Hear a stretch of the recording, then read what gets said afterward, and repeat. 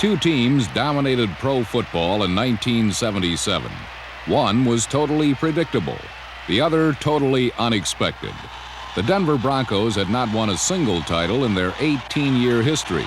But after waiting patiently for almost 2 decades, broken promises became answered prayers for Bronco fans as their team unseated a world champion and captured the AFC Championship. Come on, you gotta go! You gotta go! Let's go now!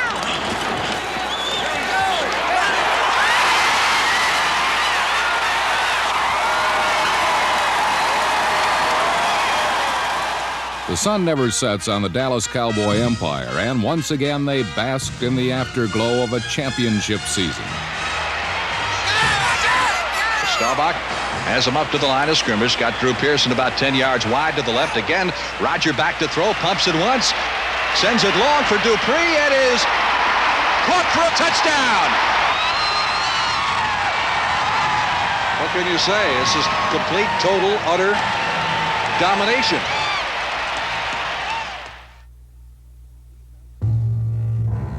Defense stood head and shoulders above offense in 1977. The bottom line proved that defenses were tough to budge and even tougher to score points against this past season. From either the traditional 4-3 or the unconventional but increasingly popular 3-4, defenses rocked offenses back on their heels and flat on their backs.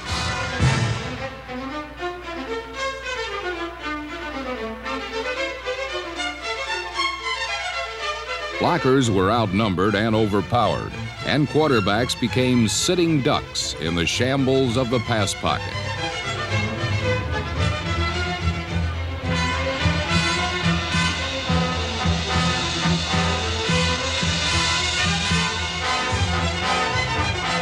With quarterbacks being tossed around like tumbleweeds, things were bound to come to a head. The long bomb, though still not a dinosaur from football's past, was in danger of becoming extinct. No receiver in the NFL gained over 900 yards, when 1,000 used to be the measure of true excellence.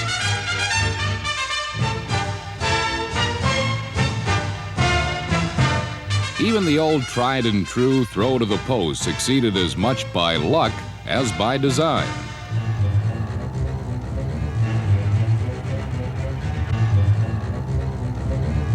When straight-up orthodox football failed, offenses created more innovative ways to spread open a defense.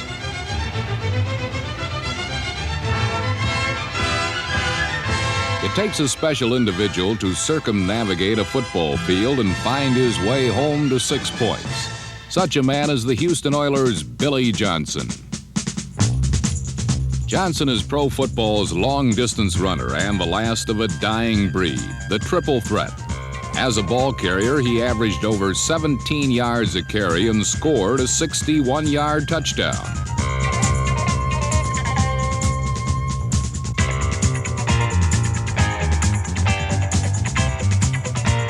As a pass receiver, Billy J averaged over 20 yards a reception and caught 3 touchdowns. His longest a 71-yarder.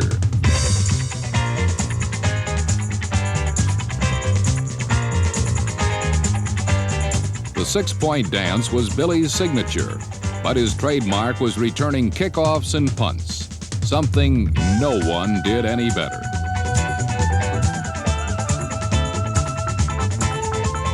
Number 84 led the NFL in punt returns and scored 2 touchdowns. His longest, an 87-yard cross-country spectacular against the Seattle Seahawks.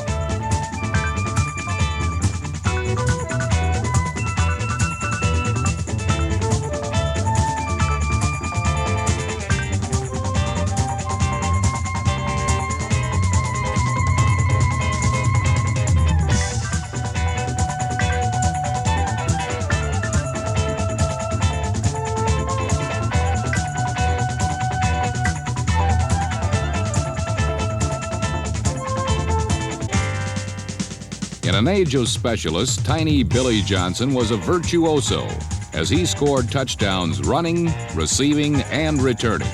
and averaged a gaudy 60 yards in so doing.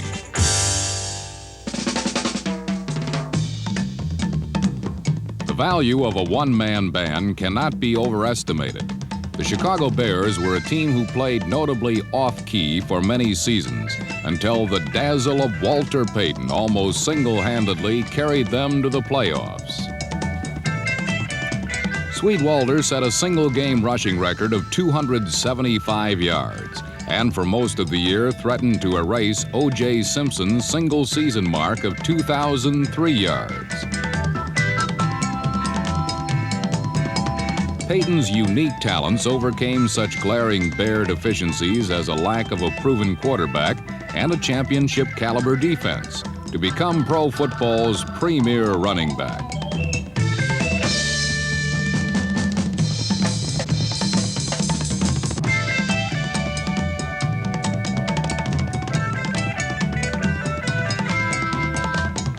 Payton fell short of O.J.'s record, and so too did the Bears' title dreams, which were cruelly crushed by the doomsday defense of the Dallas Cowboys in the playoffs.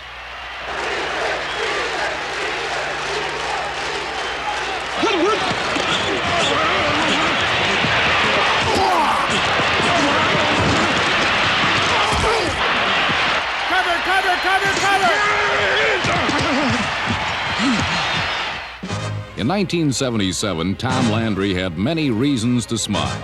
His defense was ranked number 1 in the NFL, and so too was an offense generaled by calm and collected Roger Staubach. The Cowboys' horn of plenty spilled to overflowing with the addition of number 33, Tony Dorsett, who gave them the one element they have historically lacked: 1,000 yards of breakaway speed.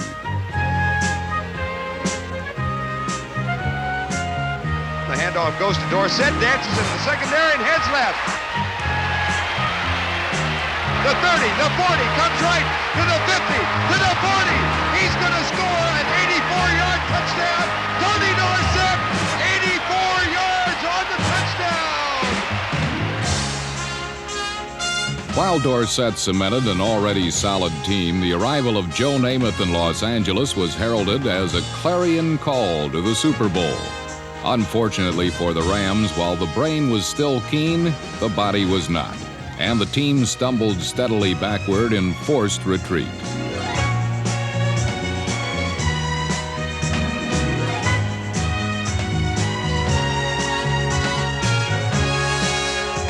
The king was dead.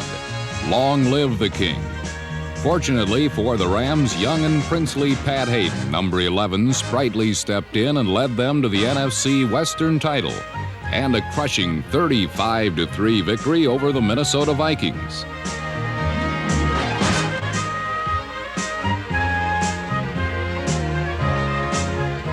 After the Ram loss, many condemned the antique Vikings as throwaway junk. But the purple proved resilient and bounced back into contention like a rubber ball. With each victory, they did not appear to be so old after all.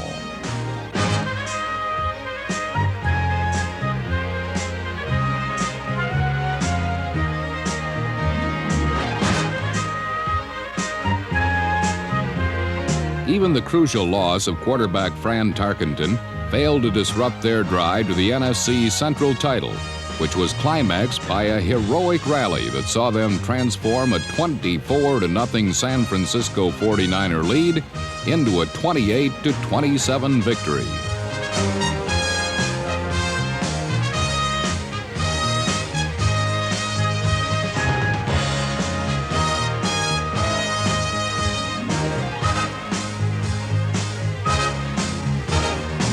The Vikings were champions of the Central again.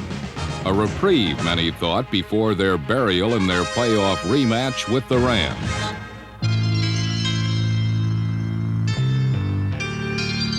It was the Norse custom to bury Vikings aboard a burning ship at sea. But in the Coliseum, the game proved a soggy funeral for the Rams' Super Bowl ambitions.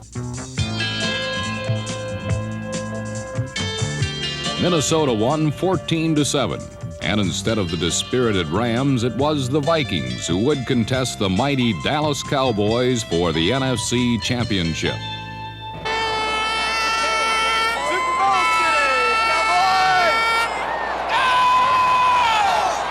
At Texas Stadium, the only storybook finish was authored by the Cowboys.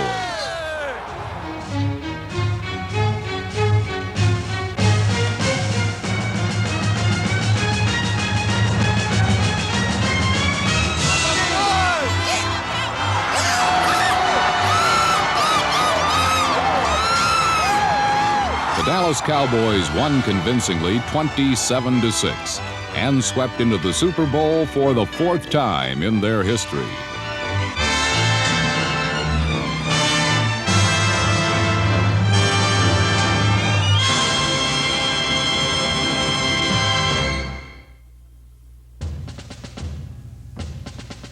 As defending Super Bowl champions, the Oakland Raiders were expected to collect another AFC Western title by default.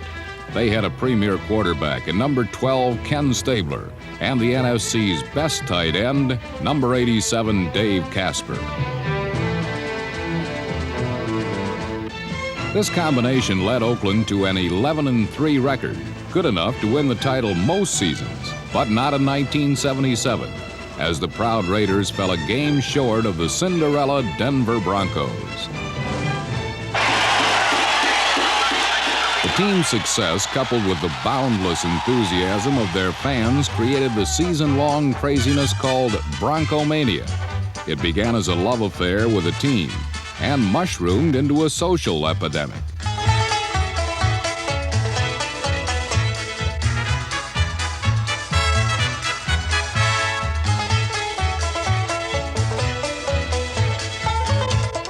Two new Broncos touched off the rages of Broncomania and blazed a path to a championship. One was head coach Robert "Red" Miller, who cast away the doubts by the sheer force of his personality. The other was born-again quarterback Craig Morton, whose faultless, if conservative, leadership shepherded Denver to its first championship.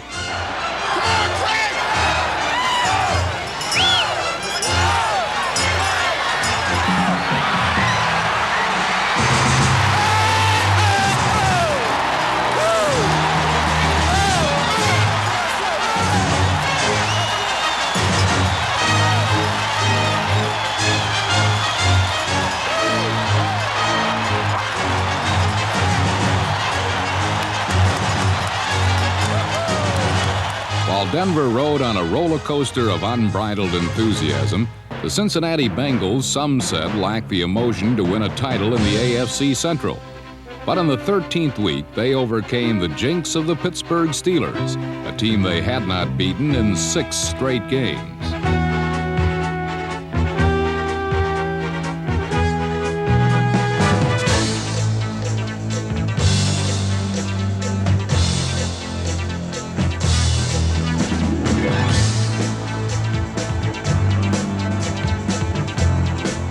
With their 17-10 victory, they needed only to defeat the Houston Oilers in the 14th week to capture the AFC Central. As Ken Anderson's pocket collapsed, so too did the season, as the Bengals lost 21-16 and handed the championship to the Pittsburgh Steelers, whose sunny smiles obscured the darker troubles of a chaotic year.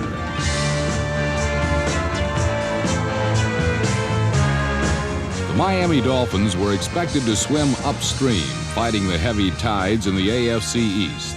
Don Shula is a positive thinker and certifiably a coaching genius, and his surprising team was in the thick of the fight throughout the 1977 season.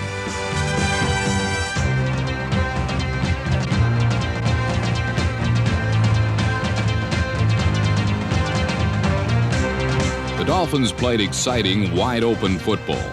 Unfortunately for them, they were in a division with a country boy named Bert Jones, who threw the ball a country mile for the Baltimore Colts.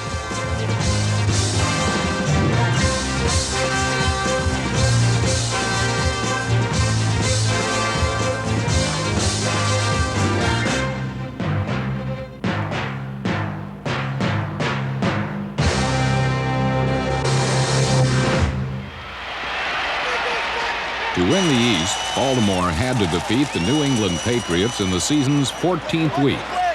3rd and 18 from the 22. Here comes a blitz. They picked it up now. Another blitz. Jones throws down the middle. Raymond Chester's got it. Chester to the 20, Chester to the 10, to the 5, scores! Played their hearts out, but the Colts have won the game. It is all over. Baltimore's Memorial Stadium is an outdoor insane asylum. Memorial Stadium rockets to great cheers for a deserving, very courageous, and most importantly, victorious Baltimore Colt football team. The Colts' 30-24 victory over New England put them into the playoffs, where they faced the Oakland Raiders and the slingshot passing accuracy of Ken Stabler.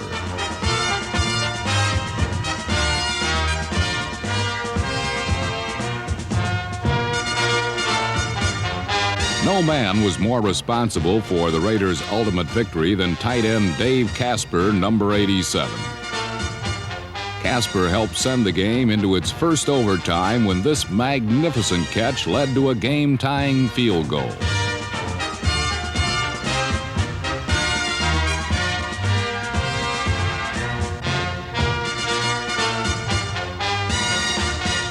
Then in the second overtime, after 75 minutes and 43 seconds of play, Casper's touchdown catch ended the third longest game in NFL history, as Oakland defeated Baltimore 37-31. The Raiders then traveled to the Mile High City to face Denver and 75,000 Bronco Maniacs for the AFC Championship. Let's go! Go now! Come on now! Hold on to the ball! Craig Morton's first completion of the day resulted in a 74-yard touchdown by Haven Moses, number 25.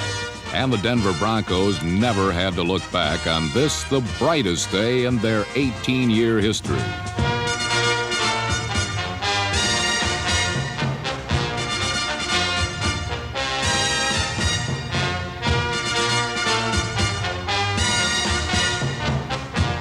Each week during the regular season, everyone predicted that the Broncos would stumble and fall. But here in 1977's 16th week, their path ran straight and smooth and led directly to Super Bowl 12. Jumping up and down on the sidelines. The fans respond. Listen to this crowd. The Broncos on the field. It is over. The miracle has happened. The Broncos are going to the Super Bowl.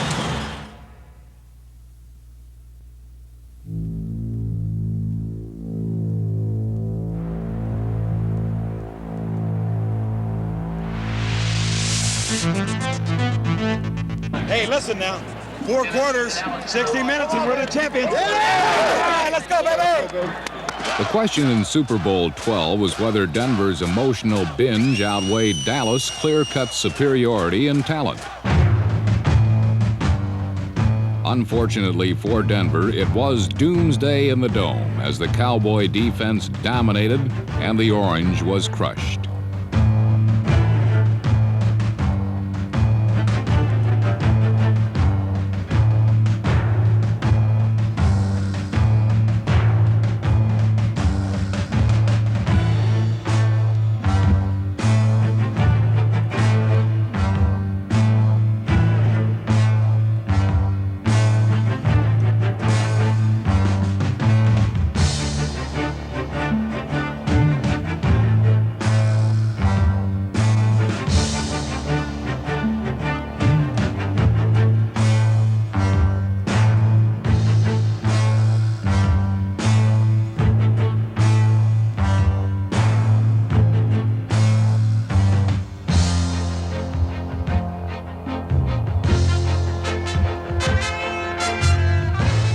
The Doomsday defense collected 5 quarterback sacks, caused 8 turnovers, and set the tone for an offense that ranged from sputtering to spectacular.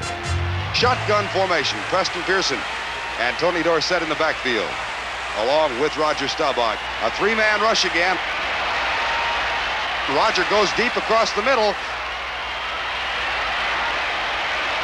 Way downfield, and Butch Johnson caught! Touchdown! A sensational diving catch by Butch Johnson, the Cowboys' second-year wide receiver. The Cowboys led Denver 20-10 in the fourth quarter, And with 7 minutes remaining, it was the proper moment for a play they call fire toss 38, halfback lead, fullback pass.